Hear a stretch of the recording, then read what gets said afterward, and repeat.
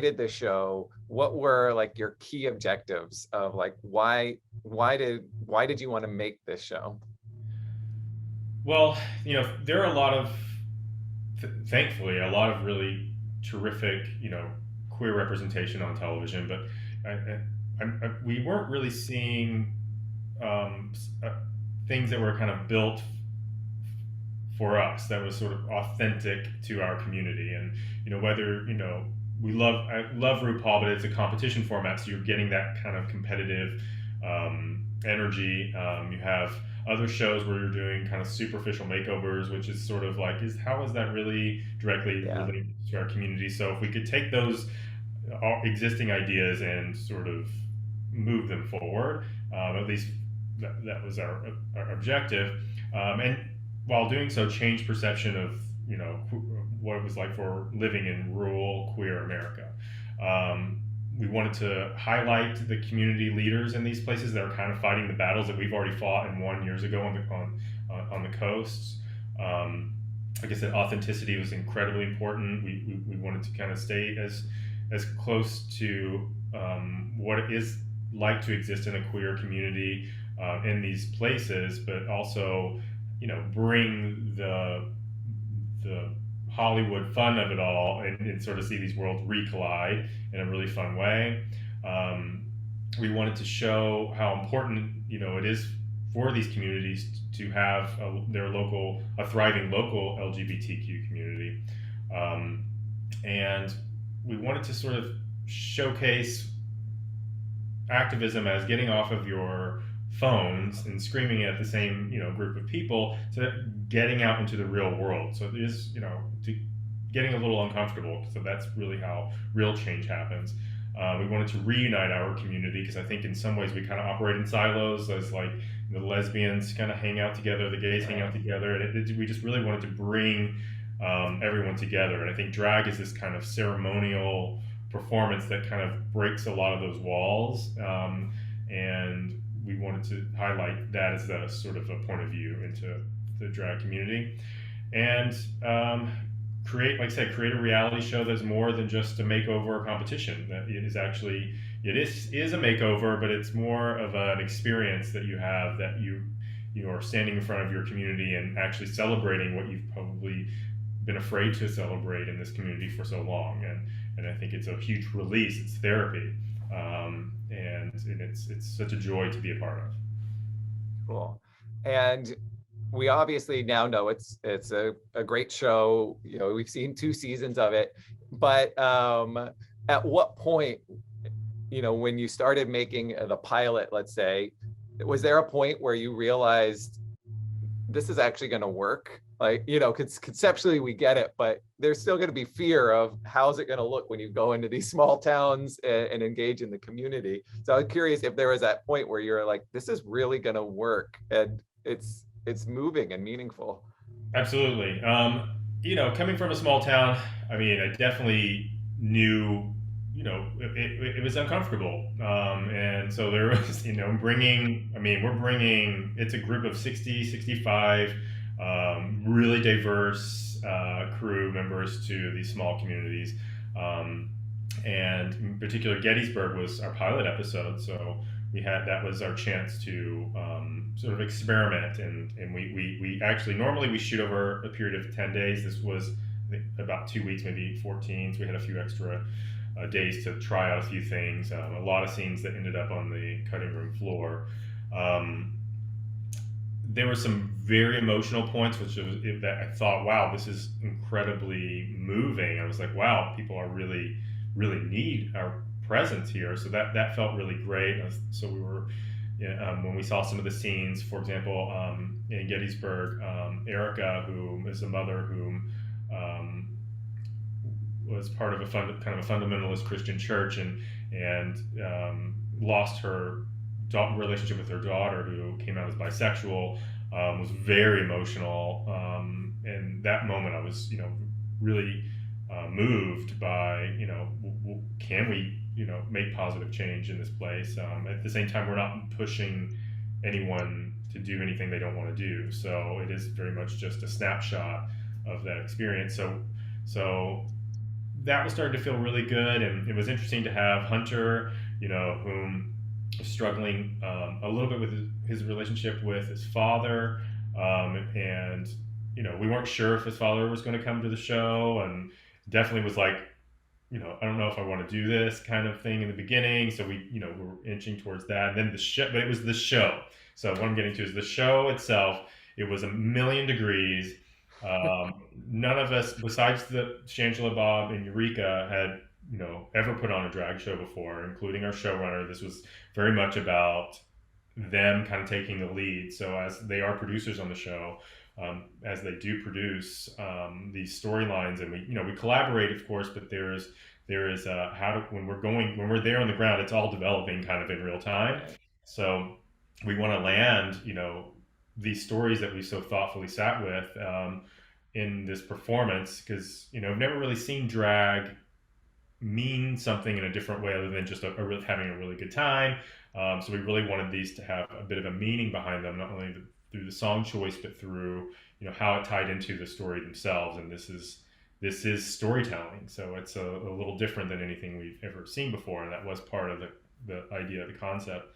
And that was one of the most. It was actually wall to wall drag show. We shot some of the shots aren't the best. I know we learned a lot from that pilot episode, but that show was one of the most incredible experiences of our lives. I mean, it was so much joy. It was 1,000 degrees. We were sweating like buckets, but the people were jam packed into this tiny. It was formerly a Confederate like hospital that turned into a bar. Just to see everyone coming together, the community coming together and lined up, like wrapped around the building, like down the street. We couldn't fit everyone in. It was wild to see that this was an event that really brought not only the community together, but even I think word got out from local surrounding communities. Yeah. I think it's so wonderful for everyone to look around to see, wow, holy shit, we are really a force, especially when we unite, all of us, the L's, the B's, the G's, the T's, Right. the Yeah. Q's, whatever you identify, and all our allies came and they showed up. And I think that's really, we were just blown away. So that first show in Gettysburg was we knew we had something really, really important. Cool. And you've mentioned, how you're working with all these different leaders in the communities. And so as an audience, of course, the show is very powerful. I'm wondering, as you have experienced it, if you felt like the impact on your life, or if there are any episodes or places that you went to in particular that was just like, really moving.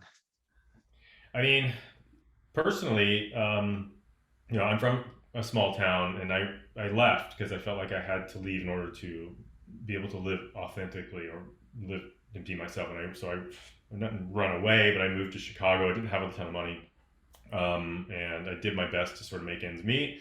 And there, I sort of really found myself and my identity, and I was very happy.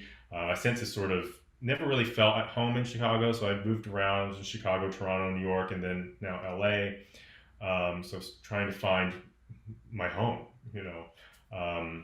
I still have a good relationship with my mother, but I've always questioned sort of like, why did I have to leave, and it really is the spirit of the show is, what if we can create safe spaces in between the Chicagos, the New Yorks, the Torontos, the LAs, these big cities that had safe spaces, or could we move the needle on these conservative communities so that kids didn't feel like they had to leave their homes in order to live authentically. And I know we're not quite there yet, but I'm hoping that with shows like this, or activists kind of going and getting a little uncomfortable and rolling up their sleeves and finding and creating safe spaces for queer people in these places, or the ones that are currently doing that now and highlighting those stories and those community leaders, is important to show. Maybe you don't have to leave, because I mean the homeless population in Los Angeles is really, really, really bad, and I know in other places, in other big cities, it's bad as well. And somewhere around, I think 40% of the homeless population identify as LGBTQ youth. and that's a huge problem, is we're seeing a lot of displaced LGBTQ members, and what if though, because it is so expensive to live in these cities, like there are more affordable or safer places in between. So personally, I guess I think about the younger version of myself and wonder, what how wonderful it would have been to just be able to exist in Yeah. my initial home. Yeah. And I think as an audience member, I sometimes think that watching the show is, I can't imagine being that person and living in that community and not leaving. But then I realize that I have kind of come from a background of privilege. And so that such the idea of leaving is not as scary because I know I could do it. And so what you're saying is, I think really important, and maybe even speaks to the title of the show, We're Here, which is we're here in those communities. We're everywhere. I mean, that is Yeah, really. I mean, we're here is it was is from the movement Act Up. We're here. We're queer. Get used to it. yeah, So we really want to take the spirit of that, and instead of it again like being on sort of the movement that's existed years ago, we're behind the times in rural America. So how do we take those movements that are happening right now and shine a light on them and celebrate them and give them and celebrate those unsung heroes that they're fighting to this day for representation and rights in their own communities. yeah. One of the interesting things is why we created this series of screenings is to spark these conversations about important things like representation in the media. And I saw on your own website you talk about a goal of using the media to spark meaningful conversations.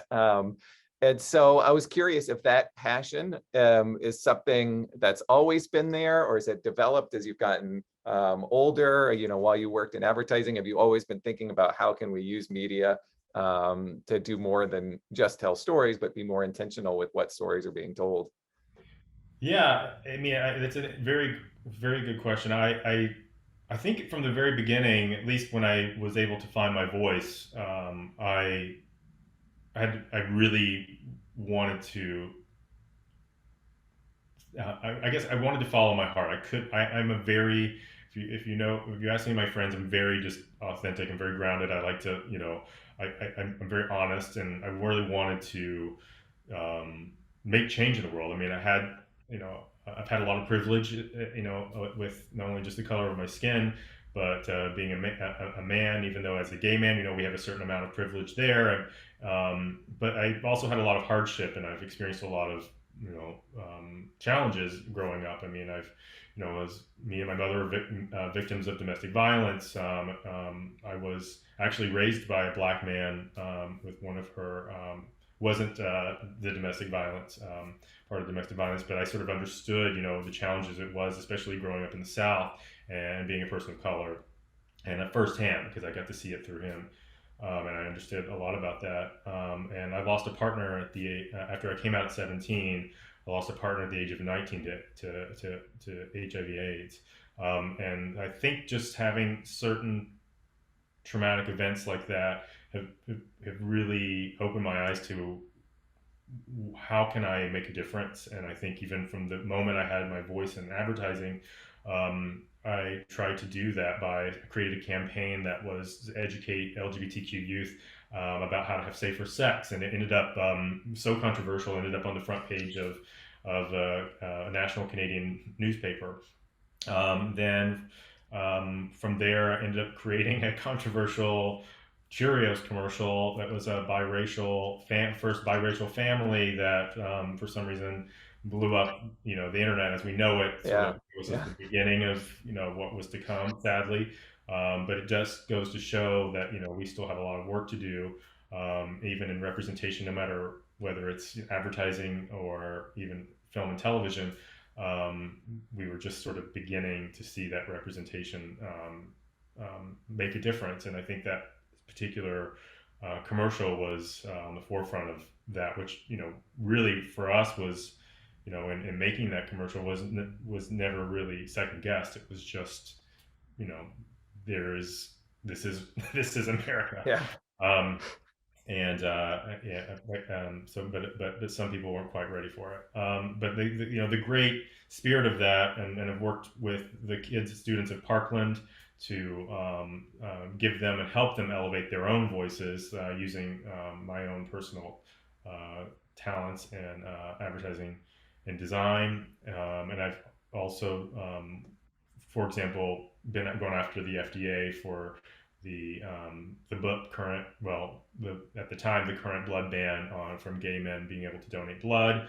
So I've sort of just found things in any small ways where I can sort of make a little difference or move the needle in some way, since I've had a voice at all. And I think this show is sort of all of those things together. And it's been such a privilege to have that platform or create a platform for others um, to be able to share their stories, because it's not even just my own personal story. I know that everyone has a story. So how can we celebrate those stories, but also move past them and celebrate ourselves, and just for one moment in time being like, you know what, we've all had a lot of shit. Let's let's take a moment and just be and have fun and be a hero in a community that has sort of asked us not to talk about all of our superpowers, and I think it's time to give them a moment to shine. Cool. My last question kind of builds on that. It's something we talk about sometimes. It's just the idea that media can be a catalyst for change. And certainly from what I've read about this show, that's been very effective at having conversations, especially within the community of being seen, and then also having parents understand more, about their children. And so a lot of our students, and I think a lot of the generation now who've grown up over the last 10 years or so, where there's been a lot of tension, we'll say, in this country, um, want to make a difference. And so I was curious of your advice for those who are in schools like ours, who are going into media industry, of how can they work towards like what you're doing and make a difference, in the community or broader.